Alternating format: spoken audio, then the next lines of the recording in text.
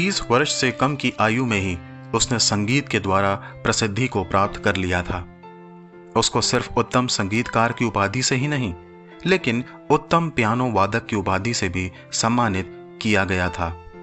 प्रसिद्ध और गणमान्य लोगों में उसकी गिनती होती थी, लेकिन कुछ समय के बाद उसके सुनने की शक्ति धीमे धीमे कम होने लगी और एक ऐसा समय आया कि जब उसको सुनना बिल्कुल बंद हो गया। उसकी इस तकलीफ ने उसे बहुत निराश कर दिया। उसने अपने आप को समाज से दूर कर लिया और अकेले ही अकेले रहने लगा। कुछ लोगों ने उसका मजाक भी बनाया।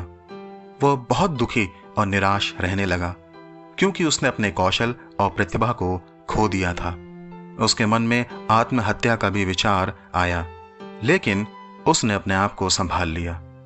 एक दिन वो ऐसे ही बैठा अपने द्वारा लिखे हुए गानों को याद कर रहा था, और तभी उसको विचार आया कि क्यों न वो लेखन का काम आरंभ कर दे। और उसने लिखना आरंभ कर दिया। उसने विभिन्न विषयों पर लिखा, और जब उसके लेखन की पहली पुस्तक लोगों के हाथ में आई तो लोगों द्वारा उसकी पुस्तक को बहुत ज्यादा पसंद किया गया।